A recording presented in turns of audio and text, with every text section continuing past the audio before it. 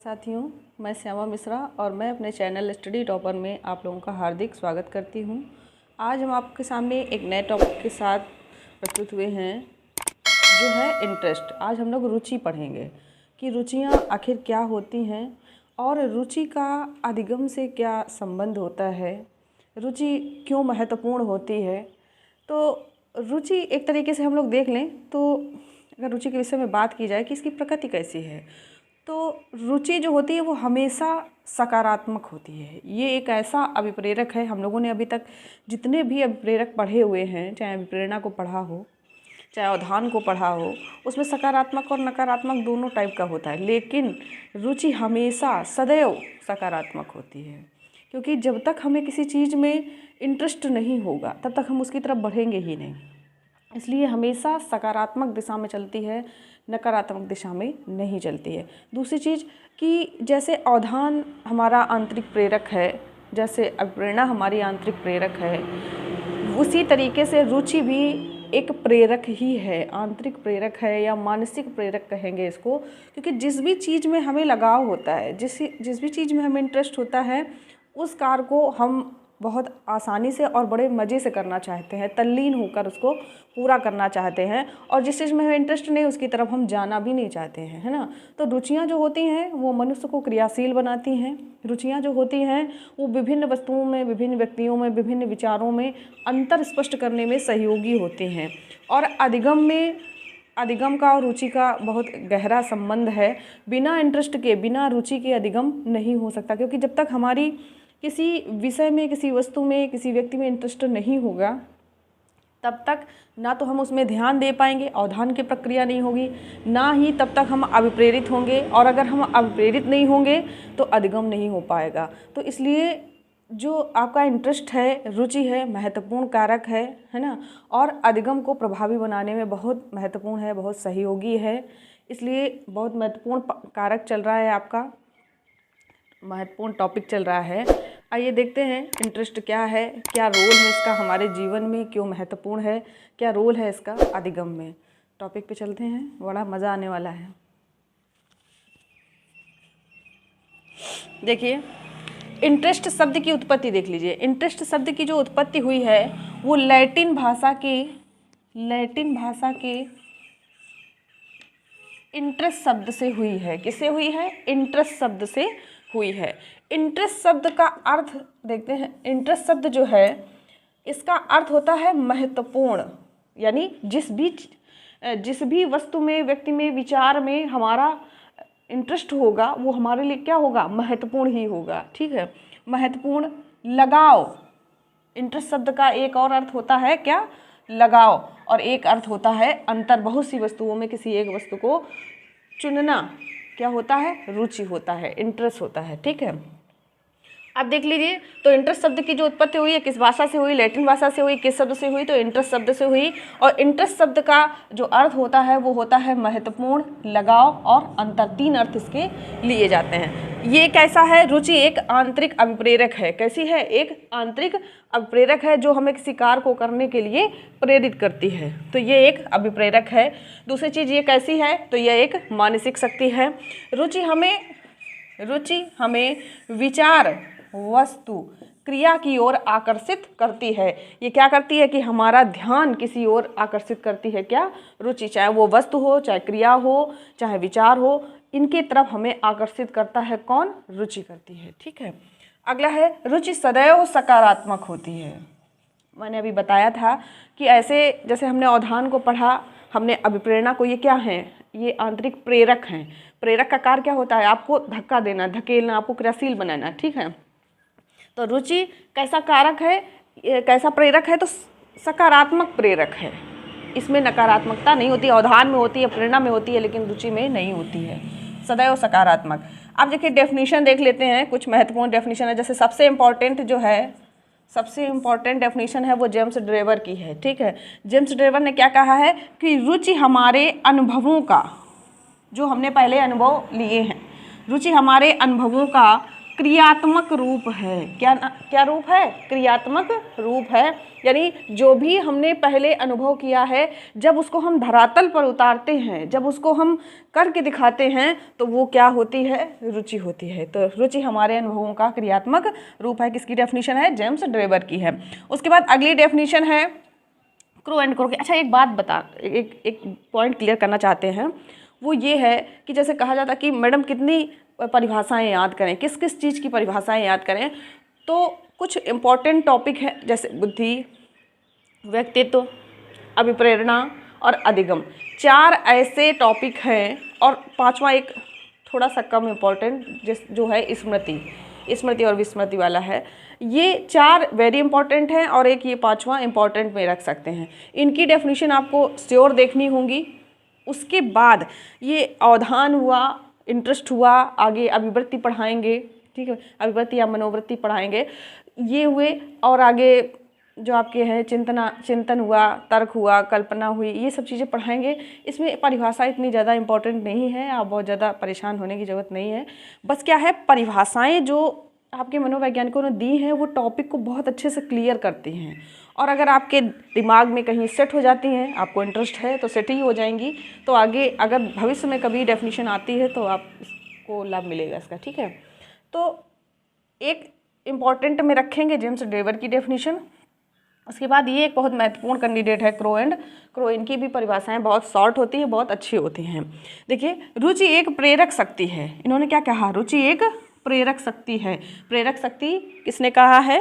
तो crow and crow ने कहा कि रुचि एक प्रेरक शक्ति है जो हमें कार्य करने के लिए प्रेरित करती है, जो हमें कार्य करने के लिए प्रेरित करती है, यानी जिसमें हमारा इंटरेस्ट होता है उस कार्य को हम जरूर करते हैं, ठीक।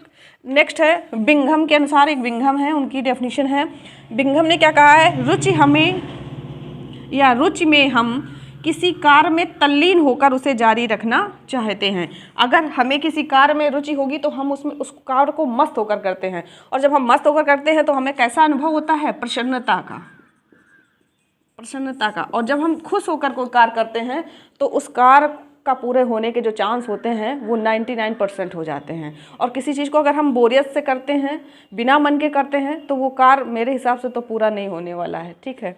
तो बिंघम महोदय ने क्या कहा है कि रुचि में हम किसी कार्य में तल्लीन होकर, यानी मग्न होकर उसे जारी रखना चाहते हैं। एक बहुत शॉर्ट डेफिनेशन है, प्रोफेसर भाटिया ने क्या कहा है कि रुचि का अर्थ है अंतर करना। क्या अर्थ है?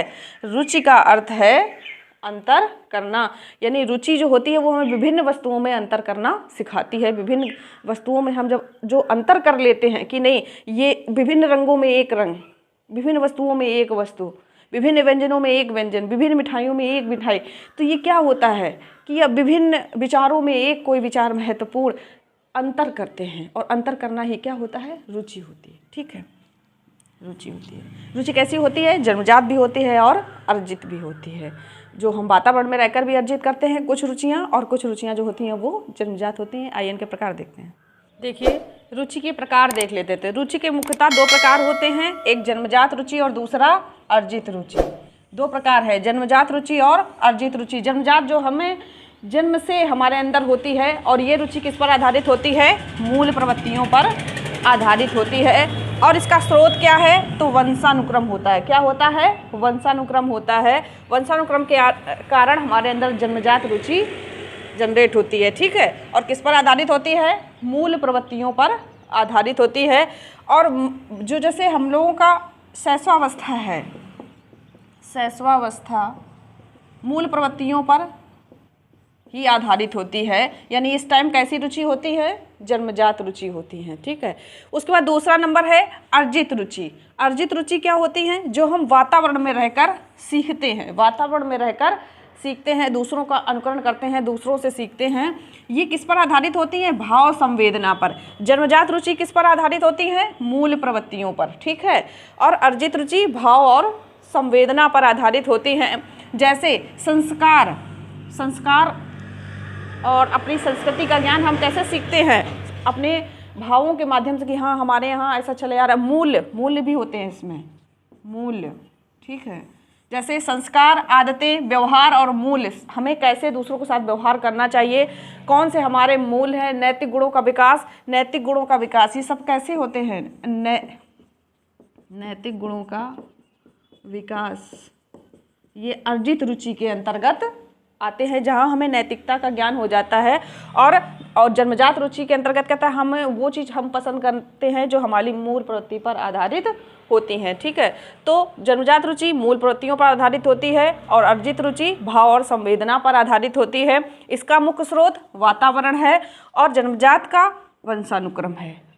ठीक है, शैशवावस्था में हम जो भी हमारी रुचियां होती हैं वो मूल प्रवृत्तियों पर आधारित होती हैं, और शैशवावस्था के बाद जब हम बाल्यावस्था से जब समझ शुरू हो जाती है, जब समाज से संपर्क शुरू हो जाता है, तो हम वातावरण से प्रभावित होने लगते हैं। उसके बाद हमारे अंदर जो भी हम संस्कार सीखते हैं, आदतें सीखते हैं, जो भी व्यवहार करते हैं, या हमारे अंदर जो नैतिक गुणों का विकास होता है, चारित्रिक गुणों का विकास होता है, वो अर्जित रुचि के अंतर्गत ही आता है। ठीक है, उसके बाद देखो एक आपके मनोवैज्ञानिक हुए हैं सुपर ने 4 प्रकार बताए हैं रुचि के। पहला देखो अभिव्यक्ति रुचि, दूसरा प्रकट रुचि, तीसरा प्रपत्र रुचि, प्रपत्र रुचि को आविष्कारिक रुचि भी कहते हैं, और चौथा परीक्षित रुचि। परीक्षित रुचि देखिए, पहला अभिव्यक्ति रुचि क्या होती है, जब व्यक्ति अपने विचारों के माध्यम से अपनी रुचि को प्रकट करता है। जैसे हम उससे पूछे कि आपको क्या क्या पसंद है, तो वो बताएगा मुझे खेल में क्या पसंद है, कौन सा गेम पसंद है, कलर कौन सा पसंद है, और आपको क्या पसंद है, घूमना पसंद है, किताबें पढ़ना पसंद है,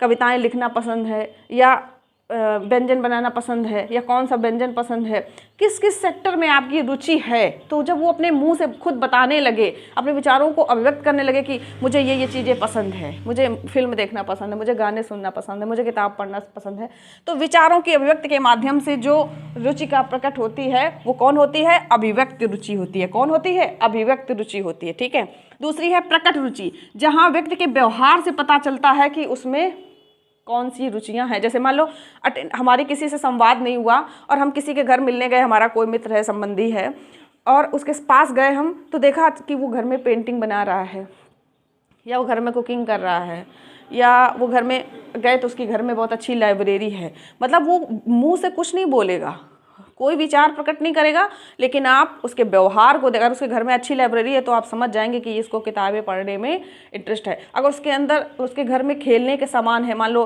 बैट बॉल है, हॉकी है, या जो भी सामान उसके घर का स्ट्रक्चर देख करके जो भी चीज़ की आपको अधिकता समझ में आए तो समझ लीजिए उसके अंदर उसी टाइप की रुचि है। तो एक होती है प्रकट रुचि जो आपके व्यवहार से समझ में आती है, विचार से नहीं, विचारों से नहीं व्यक्त करता व्यक्ति, व्यवहार से प्रकट करता है। अगला है प्रपत्र या आविष्कारिक रुचि। इसमें क्या होता है, किसी प्रपत्र के माध्यम से, जैसे एक प्रपत्र बनाया, उसमें विभिन्न क्षेत्रों के, मान लो कोई गेम को लेकर प्रपत्र बनाया, उसमें क्रिकेट के भी क्वेश्चन रख दिए, उसमें वॉलीबॉल को भी रख दिए, उसमें टेबल टेनिस के रख दिए, सब रख दिए। अब उसमें जो भी कैंडिडेट जिन प्रश्नों का बिल्कुल सही जवाब देगा, समझ लो उसको उसी खेल में इंटरेस्ट है। जैसे अगर क्रिकेट के ज़्यादा दे रहा तो अगर क्रिकेट के उसको इंटरेस्ट होगा तो उसके विषय में संपूर्ण नॉलेज होगा, यानी सूक्ष्म से सूक्ष्म बात भी वो क्रिकेट के विषय में जानता होगा, तो उसके जो प्रश्न होंगे वो बिल्कुल सही निकलेंगे। बाकी जिनमें इंटरेस्ट नहीं होगा उनके गलत निकल जाएंगे। तो ये होता है क्या, प्रपत्र या आविष्कारिक रुचि के माध्यम से, किसी प्रपत्र या परीक्षण के माध्यम से जब हम किसी रुचि का मापन करते हैं तो वो रुचि कौन होती है, प्रपत्र या आविष्कारिक रुचि। चौथी है परीक्षित रुचि। ये किस पर आधारित होती है, तो उपलब्धि पर आधारित होती है। जैसे एक बच्चा जो है उसका रिजल्ट आया, अब रिजल्ट में हमने देखा कि 8 विषयों में उसने सबसे बेहतर प्रदर्शन जो है वो गणित में किया, या सबसे अच्छा प्रदर्शन इंग्लिश में किया, या हिंदी में किया, या एसएसटी में किया, जिसमें भी किया, तो और जिसमें बेहतर प्रदर्शन किया उसमें वो सभी विषयों के अपेक्षा सबसे ज़्यादा नंबर लेकर आया। यानी अगर गणित में सबसे ज़्यादा नंबर आए तो उसकी उपलब्धि किस में है, गणित में है। वो गणित में सबसे ज़्यादा दक्ष है, सबसे ज़्यादा योग्य है, तो इसका मतलब सबसे ज़्यादा इंटरेस्ट भी उसको उसी में होगा। तो परीक्षित जो रुचि होती है वो उपलब्धि पर आधारित होती है। उपलब्धियों के माध्यम से हम पता करते हैं कि बच्चा जो है वो किस सेक्टर में सबसे बेहतर है। ठीक है, तो ये 4 प्रकार की सुपर ने बताइए, एग्जाम में आ जाता है कि सुपर के अनुसार रुचि के कितने प्रकार हैं, 4 प्रकार हैं। अभिव्यक्त रुचि, प्रकट रुचि, प्रपत्र रुचि और परीक्षित रुचि। अभिव्यक्त रुचि विचारों पर आधारित होती है, प्रकट रुचि व्यवहार पर आधारित होती है, प्रपत्र रुचि प्रपत्रों या परीक्षणों पर आधारित होती है, और परीक्षित रुचि उपलब्धि पर आधारित होती है। ठीक है, आइए देखिए रुचि की प्रकृति देख लेते हैं। रुचि की प्रकृति कैसी है या रुचि की विशेषताएं कौन कौन सी हैं। तो पहली है कि रुचि सदैव सकारात्मक होती है। मैंने बताया रुचि हमेशा सकारात्मक होती है। दूसरा है यह वंशानुक्रम तथा वातावरण पर आधारित होती है, दोनों पर आधारित होती है। जो जन्मजात रुचि है वो वंशानुक्रम पर और जो अर्जित है वो वातावरण पर। तो ये वंशानुक्रम और वातावरण दोनों पर आधारित होती है। अगला, रुचि परिवर्तनशील होती है, यानी ये हमेशा बदलती रहती है। जो बचपन में हमारे अंदर रुचियां होती हैं उनमें से कुछ ही छूट जाती हैं, बाकी जैसे जैसे हम बड़े होते जाते हैं वैसे वैसे हमारी रुचियों में परिवर्तन होता रहता है। यानी आयु के अनुसार हमारी रुचियों में परिवर्तन होता रहता है, रुचियों में परिवर्तन होता रहता है। तो ये कैसी है? परिवर्तनशील है। जैसे जैसे उम्र बढ़ती है वैसे वैसे रुचियां बदलती हैं। जो मित्र हमारे बचपन में होते हैं वो आगे उच्च शिक्षा तक नहीं रह पाते, बहुत रेयर कंडीशन में ही भले ही कोई हो। नेक्स्ट है, ये एक मानसिक शक्ति है। रुचि कैसी है? एक मानसिक शक्ति है। यह एक अभिप्रेरक शक्ति है। रुचि कैसी है? एक अभिप्रेरक शक्ति है, ठीक है, जो हमें कार्य करने के लिए क्रियाशील करती है।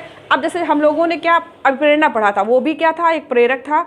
और लेकिन वो किससे शुरू होता था? आवश्यकता से। रुचि आवश्यकता से शुरू नहीं होती है, रुचि लगाव से शुरू होती है, कि जो पसंद से शुरू होती है, कि जो चीज़ पसंद है उसकी तरफ प्रेरित होते हैं, ठीक है। नेक्स्ट है, ये व्यक्तित्व का एक भाग होता है। हमारा संपूर्ण व्यक्तित्व रुचि पर आधारित होता है। हम वही व्यवहार करते हैं जो हमें पसंद होते हैं, ठीक है, जो हमें अच्छे लगते हैं, जो हमारे दृष्टिकोण से सही होते हैं, हम वही व्यवहार करते हैं। इसलिए व्यक्तित्व जो होता है वो रुचि पर डिपेंड होता है, और रुचि जो है वो व्यक्तित्व का एक भाग होती है। अगला है, यह व्यक्तिगत होती है। हर व्यक्ति की अपनी अपनी रुचियां होती हैं, किसी की रुचियां एक दूसरे से मैच नहीं करती हैं। मुझे जो पसंद जरूर नहीं दूसरे को वो पसंद हो। एक और लास्ट इसकी वो देख लेते हैं प्रकार। तो जो व्यक्तिगत भिन्नता होती है वो भी रुचियों के आधार पर होती है। या हम लोगों ने भी वैयक्तिक भिन्नता पढ़ी थी। वैयक्तिक भिन्नता